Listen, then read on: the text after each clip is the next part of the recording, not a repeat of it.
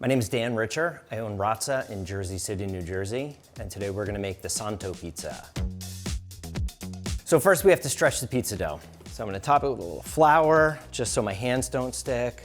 I'm gonna sprinkle some flour on the counters so the dough doesn't stick to the counter. And I'm gonna gently course it out of the tray and onto the flour. From there, I'm gonna sprinkle more flour on top. The goal here is to keep it as dry as possible. 1 drop of moisture and it'll stick to everything. So I'm gonna start at 10 and 2 at the top, and I'm gonna gently press down and out. Then I'm gonna flip it over.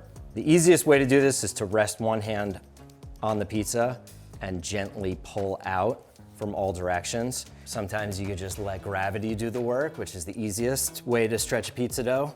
This is how I teach my kids. You can also put it on the back of your hands, separating my hands, quarter turn, separating my hands, quarter turn. And then you can get fast at it. We stretch the dough when it's at the desired size, which for this is about 9 inches. We'll do the rest of the stretching once the toppings are kind of weighing it down and once the dough's had a minute to rest and relax. So we have some tomatoes. These were crushed by hand. And we just move it in a spiral motion, going outwards, but not going quite to the edge. Okay, so now we're gonna go on to mozzarella. For a pizza this size, we're gonna use approximately 70 grams of cheese.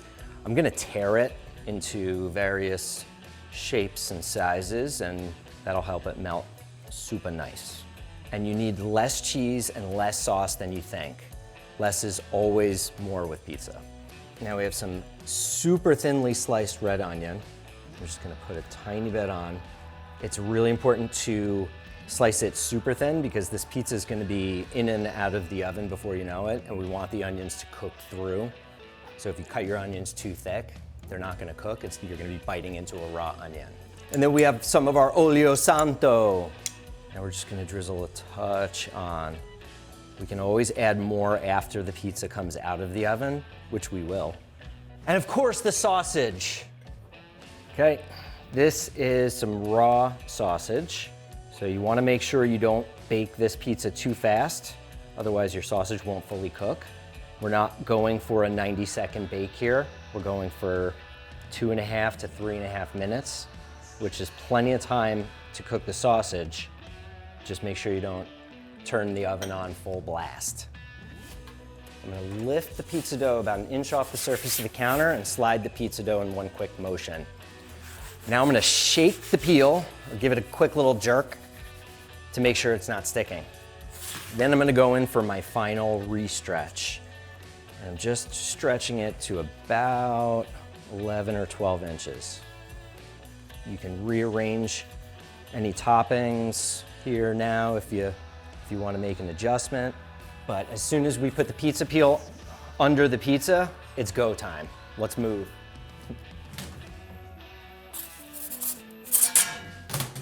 So I thoroughly preheated this oven for about an hour on full blast. Then I launched the pizza, turned the oven temperature all the way down. And we're just gonna watch it. We're looking for vibrant oven spring, which is the rapid rise of the pizza dough as it hits that hot surface. We're looking for the first signs of caramelization. That's gonna give me an indication on when to turn the pizza. Okay, you can see it's springing in the back. That's gonna make me wanna turn the pizza. I'm also gonna check the bottom to see where we're at, which is looking good.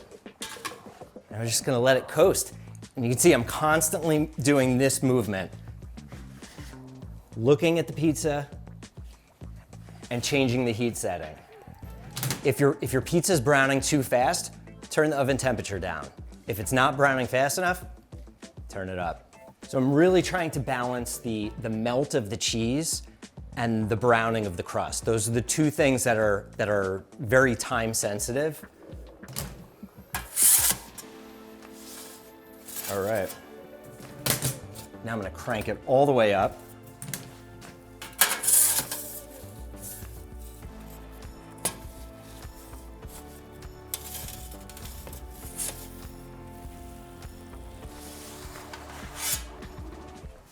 Yeah, so we're looking at structural integrity.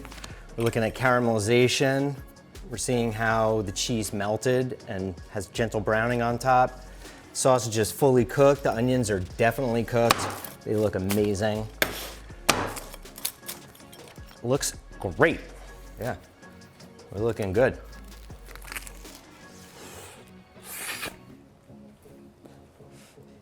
Hot.